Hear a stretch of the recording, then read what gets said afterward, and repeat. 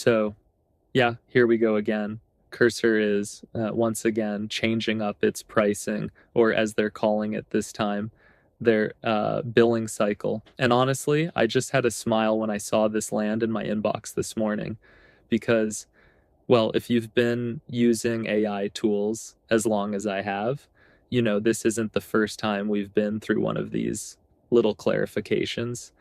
Just to recap, Cursor already switched things up back in June. Remember that? We went from unlimited slow requests, and who really knew what that meant, to this weird in between world where you kind of sort of paid for credits, but nobody could tell you exactly what you were getting for your money. It's been a moving target ever since. So now, here comes another shift. Cursor's email basically says, starting this month, they're aligning your usage cycles to a single period, which in plain English just means they're syncing up how often your included usage resets with when your on-demand extra paid usage resets. The price, supposedly the same, but the timing is different. Honestly, reading this, it's hard not to feel a little deja vu. As a solo dev, these kinds of changes always land with a thud. Like, what's actually changing here? And does it mess up my workflow, or is it just more billing noise? Just real quick, I'm Daniel. Been living in the iOS trenches for, 8 years now. Started off freelancing, working with clients, figuring out what actually works and what just burns you out. But after Dub 25, I kind of flipped the switch and went all in on solo dev life.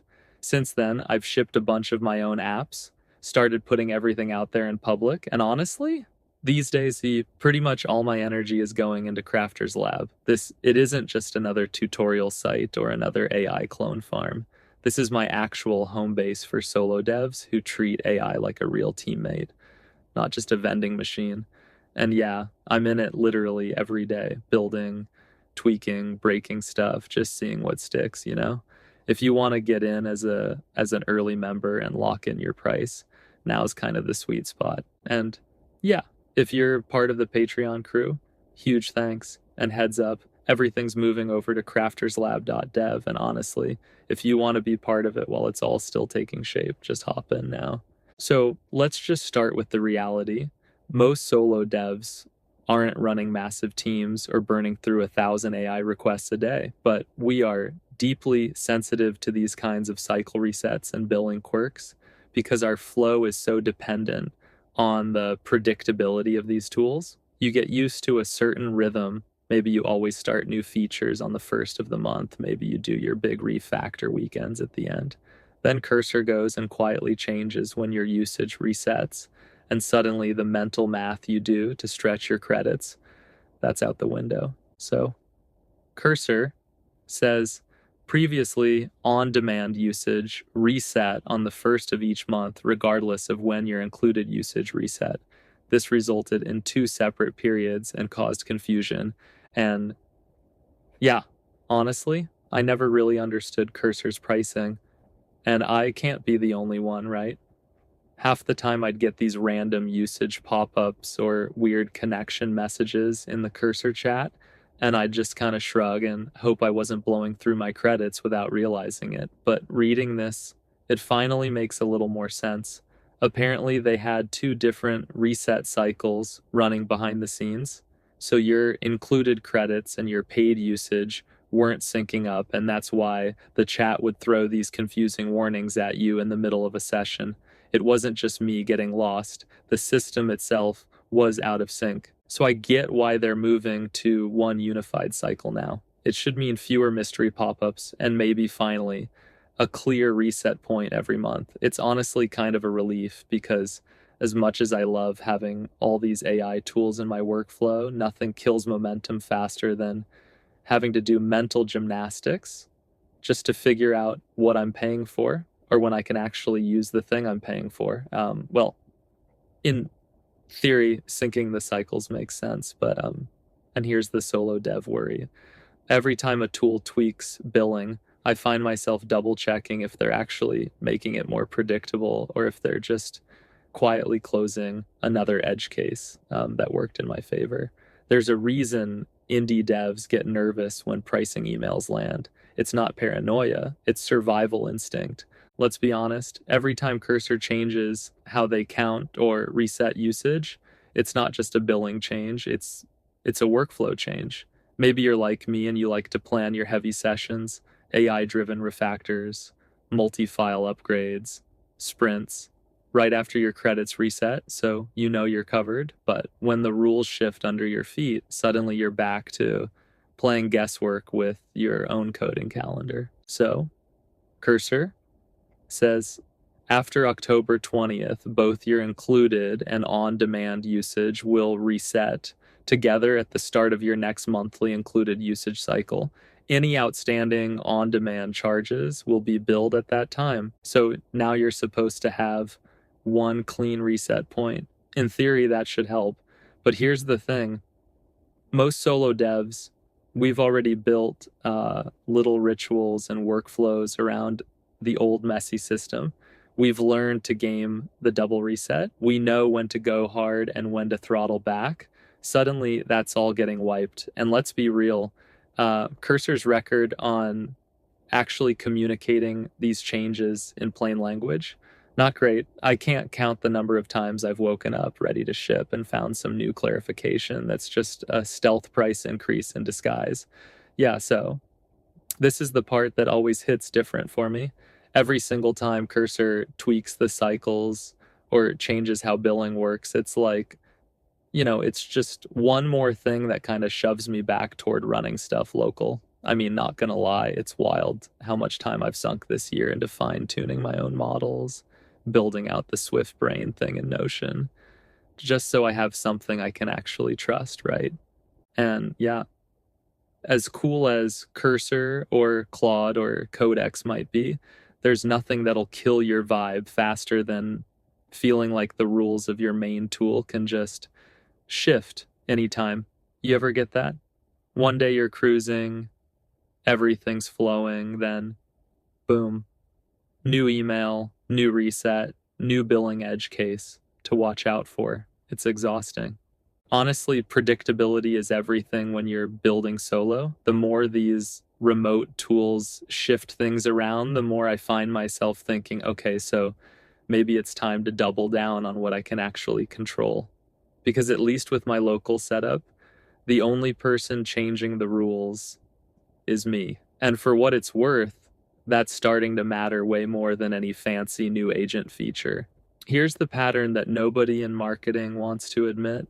For solo devs, every little billing cycle shuffle, no matter how small they try to spin it, feels like a warning. It's not even about the couple of dollars here or there. It's about the signal that, once again, these tools are trying to optimize usage cycles, but not for us.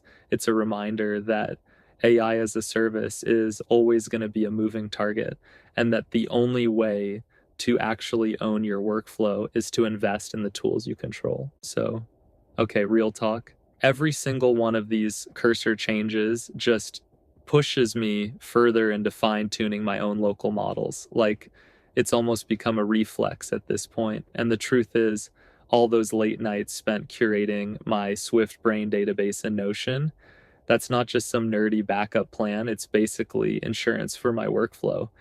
Swift brain for me isn't just a pile of notes or random bookmarks. It's actually a dedicated Notion team space that powers 4 super specific things for solo iOS devs. First, it's my go-to spot for high-quality, structured training and fine-tuning material, stuff you can literally use to train open-source models or even power up your own local AI agent. And honestly, if you're in the same boat as me and thinking about running your own custom models, this is where it gets real. So yeah, if you're watching this and you want to go down that rabbit hole, training your own models, not being totally at the mercy of whatever pricing scheme drops next, just jump over to crafterslab.dev, join as a crafter, shoot me a request for full access, and I'll get you into the Swift Brain Notion team space. And, that's the direction I'm heading more and more lately, because at the end of the day, I'd rather spend my energy building something that lasts, something I can control, than constantly stressing over another cycle update email. Yeah, So if you're still here at this point, honestly, you're a legend. I appreciate you sticking around and hearing me out. And if any of this hits home, go check out crafterslab.dev. Seriously, it's packed with the stuff I always wished I had when I started.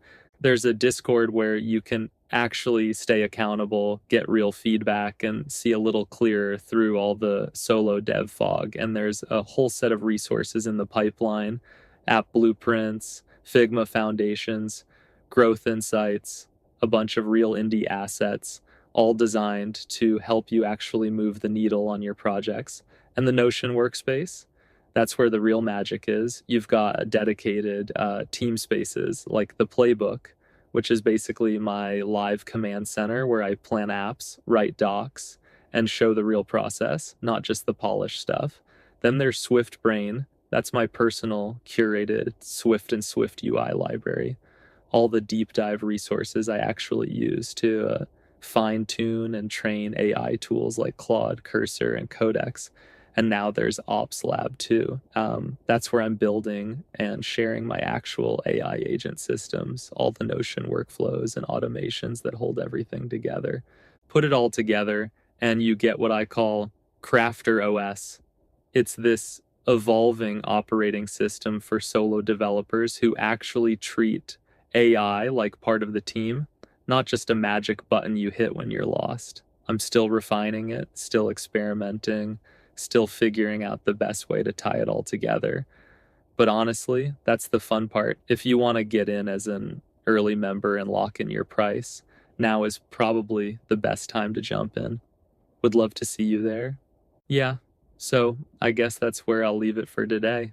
Look, if you made it all the way through this, seriously, huge thanks for hanging out. You're the kind of dev I actually want to meet. And honestly, if you're feeling even a little bit of that cursor billing cycle whiplash, or just kind of tired of playing by someone else's rules, you're not alone. That's basically why I started crafterslab.dev in the first place. So yeah, if you want to swap stories, or you just want a place where you can get real about what's working and what's not, come check it out. There's always something new dropping, new workflows, new blueprints. Discord's open for real talk and feedback, and even if you're just lurking for now, you're more than welcome. Anyway, if you dug this, maybe hit like or subscribe or share it with another indie dev who's trying to survive the AI pricing shuffle. And if you have your own strategies for keeping your workflow steady, drop them in the comments. I seriously do read everyone. So yeah, keep building, keep experimenting, and don't let some random billing update mess with your flow. And if you want to see what I'm building next, or just need a bit more clarity in your solo dev grind, you know where to find me. crafterslab.dev. Catch you next time.